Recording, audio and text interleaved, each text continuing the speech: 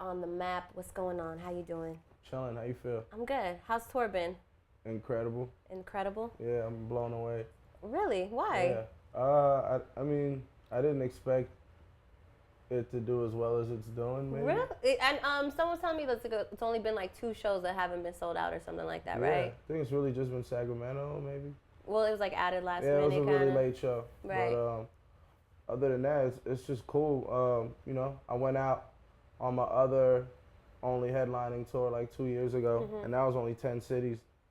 So to do 28 and, for it to be as like, successful as it is, yeah. That's cool. It's a good measure of just growth and all the work we've been putting in paying off. You've definitely been putting in work.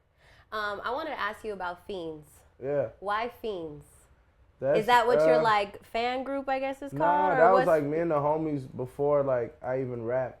It used to be like, like, yo, what are you Fiends doing?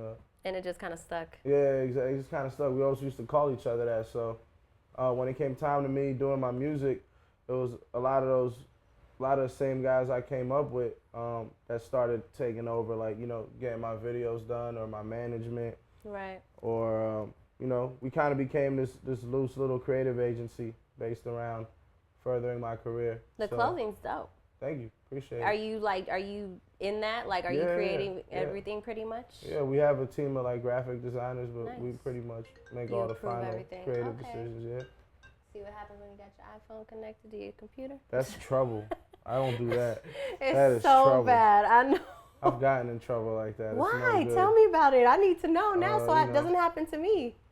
I was like Netflix and chilling after coming off a European tour, and I brought some of Europe home with me.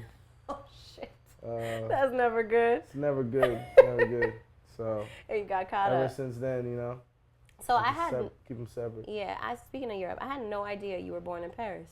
Yeah. You left at like 5, right? I left Around at there? 5. I left at like 3. We went to the Middle East, to Qatar for like 3 years, and I came back for like another 2. But I didn't come to Queens till I was 8.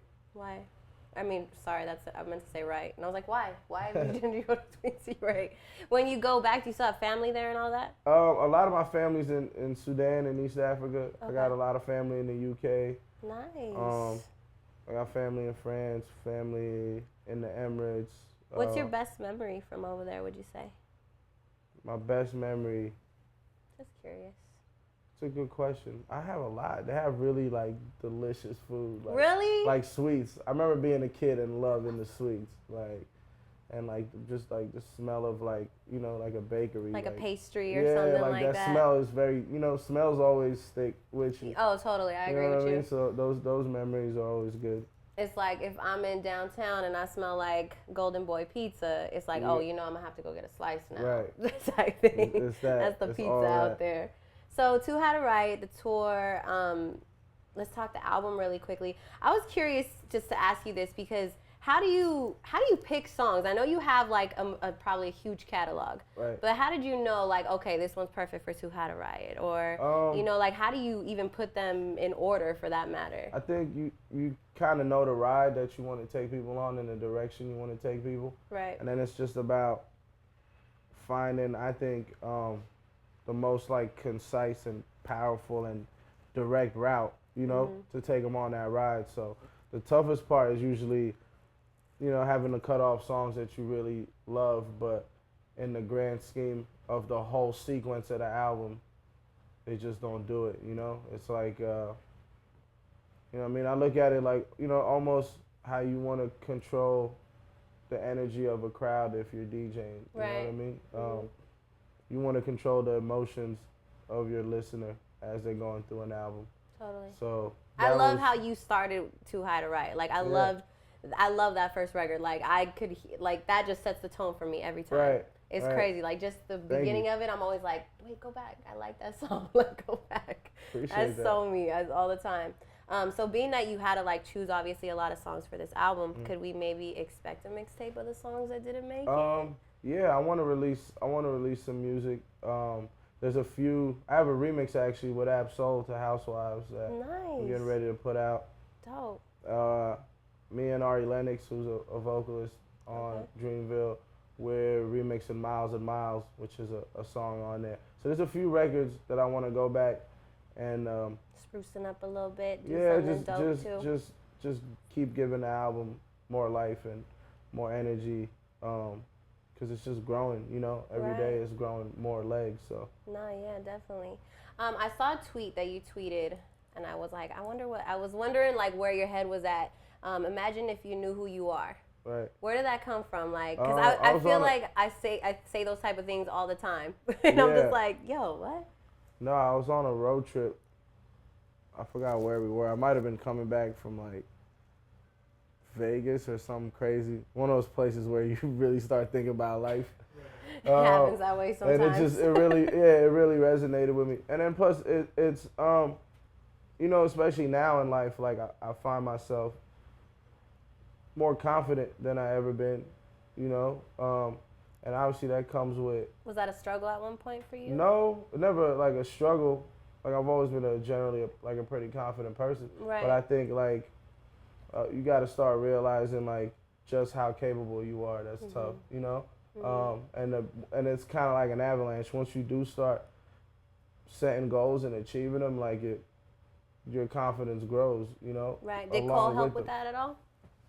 Yeah, of course. He gave me a platform to express myself and to then see that expression, you know, work out for me and come back to me tenfold and see that energy reciprocated and see people resonate with my words and the stories I'm sharing. It makes you more fearless and then sharing more stories and getting deeper. And that's a big transition I made, you know, just from my last album to this one. Is being very comfortable going to, you know, more vulnerable spaces. Right. Or being more open. And just kind things of I wouldn't tell out. anyone about. You know, like not even my friends, to be able to express them on a record.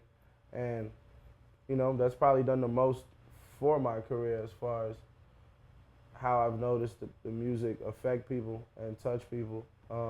And that's all based around confidence. You have to gain the confidence to say, like, you know, I don't care what everyone else is doing. I don't care what is expected of me or any of those things. This is how I feel, and, you know, I'm going to express it.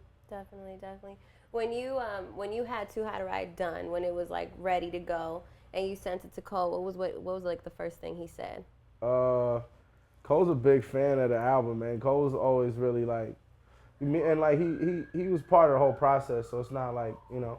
It wasn't like he just like kind of left you right there, like you were kind of going back and forth a little. Yeah. Like I would work and then we'd link up, and he'd have, you know, a few pointers or whatever the case may be. It was Cole. Honestly, it was Cole's idea to use Too High to Ride as the first track. I didn't have it as the first record. Right. It was perfect.